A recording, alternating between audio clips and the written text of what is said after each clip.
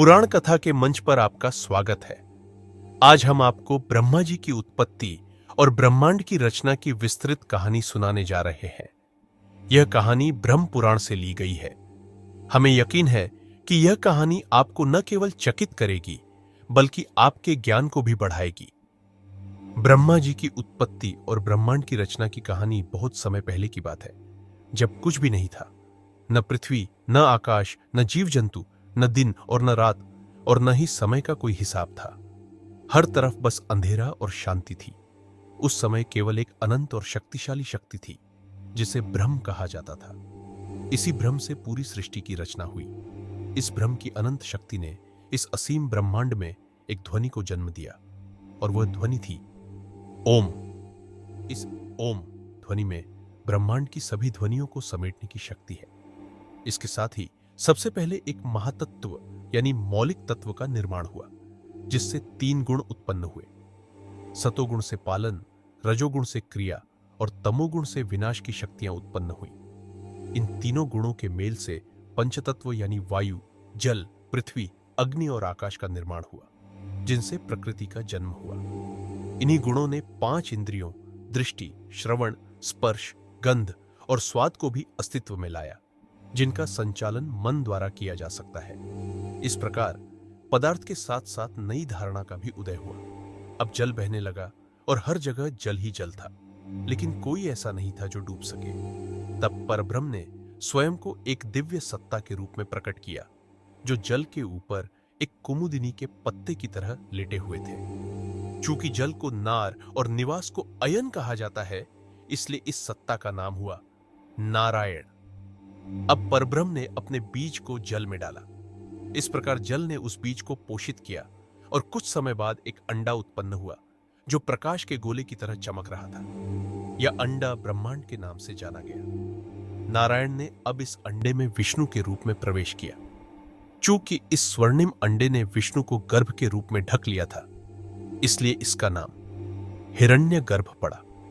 विष्णु जी की नाभि से एक 14 पंखुड़ियों वाला कमल निकला, और इस फूल से ब्रह्मा जी प्रकट हुए। यह ब्रह्मा जी की एक और दिव्य अभिव्यक्ति थी। ब्रह्मा जी, जो रजोगुण के देवता और सृष्टि के रचयिता थे, उनके हाथ में एक कमंडल और माला थी। नाभि से कमल के रूप में उत्पन्न होने के कारण उन्हें पद्मयुनी और नाभिजा जैसे अन्य नाम भी प्राप्त हुए। 1 वर्ष हिरण्यगर्भ के भीतर बिताने के बाद ब्रह्मा जी ने उस अंडे को 2 हिस्सों में विभाजित कर दिया। ऊपरी भाग से स्वर्ग बना और निचला भाग पृथ्वी बना। दोनों के बीच आकाश फैल गया। ब्रह्मा जी ने सृष्टि की रचना शुरू की और जानते थे कि यह कैसे समाप्त होगी। सृष्टि का पालन होगा और अंततः विनाश होगा। लेकिन जैसे ही एक चक्र समाप्त होगा, एक नया चक्र जन्म लेगा। हर चक्र के अंत में जब सब कुछ अराजकता के प्रारंभिक महासागर में डूब जाएगा, तो ब्रह्मा जी फिर से सृष्टि की प्रक्रिया को शुरू करेंगे। इस प्रकार चक्रों की एक अनंत श्रृंखला, आपस में जुड़े हुए ब्रह्मांड जैसे अंधेरे आकाश में आतिशबाजी की तरह प्रकट होने लगी। ब्रह्मा जी अपनी बनाई हुई सृष्टि को देख रहे थे। ब्रह्मा जी ने समझा कि वह इस ब्रह्मांड में अकेले है और उन्हें सृष्टि की रचना के लिए किसी उच्च शक्ति की आवश्यकता है। इसलिए उन्होंने अपनी आंखें बंद कर ध्यान में लीन हो गए। उन्होंने भगवान विष्णु की आराधना शुरू की। उन्होंने तपस्या की, और उनका ध्यान इतना गहरा था कि वह पूरी तरह से भगवान विष्णु की भक्ति में डूब गए। ब्रह्मा जी की तपस्या से प्रसन्न होकर भगवान विष्णु उनके सामने प्रकट हुए।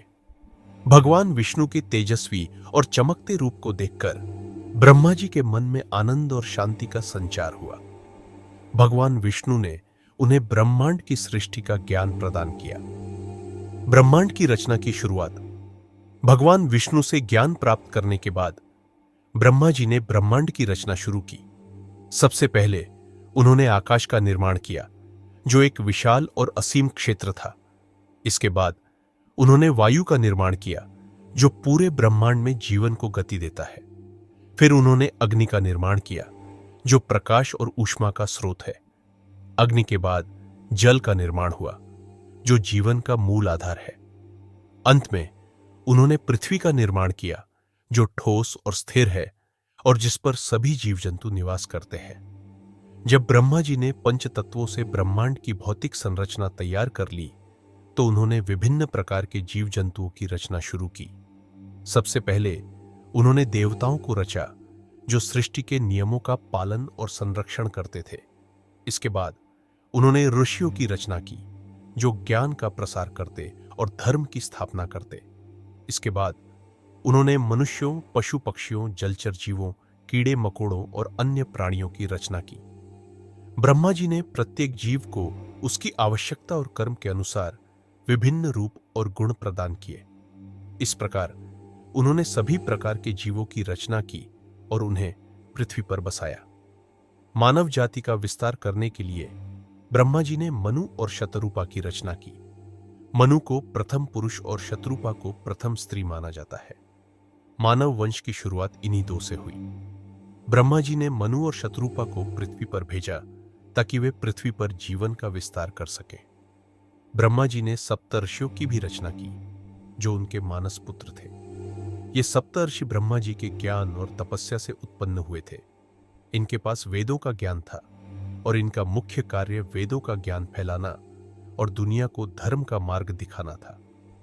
ब्रह्मा जी ने ब्रह्मांड में नियम और व्यवस्था बनाए रखने के लिए समय और काल की भी रचना की। उन्होंने दिन और रात, मास, ऋतु और वर्ष की अवधारणा बनाई ताकि सभी जीव जंतु और मनुष्य इन सिद्धांतों का पालन कर सके। यह समय की व्यवस्था ब्रह्मांड के संचालन के लिए आवश्यक थी।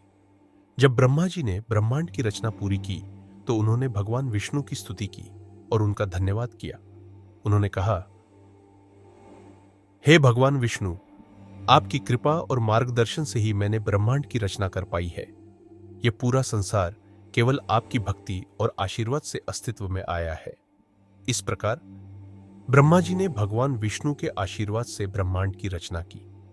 इस कहानी से हमें यह सीखने को मिलता है कि ध्यान, तपस्या और सच्ची भक्ति से हम किसी भी कठिन कार्य को सफलतापूर्वक पूरा कर सकते हैं। ब्रह्मा जी की यह कहानी हमें यह भी सिखाती है कि ब्रह्मांड की रचना और संचालन में कितनी योजना, धैर्य और ज्ञान की आवश्यकता होती है। आप सभी से निवेदन है कि इस पुराण कथा के मंच अर्थात चैनल को सब्सक्राइब करें और इस कहानी को अपने दोस्तों, सहकर्मियों और सहपाठियों के साथ जरूर शेयर करें। आपके अनमोल थम्स अप, आपका प्यार, स्नेह और सहयोग हमें निरंतर अद्भुत कहानियां आपके लिए लाने के लिए प्रेरित करता है। आप सभी को धन्यवाद। ईश्वर हमेशा आपके जीवन पर अपनी कृपा बनाए रखे।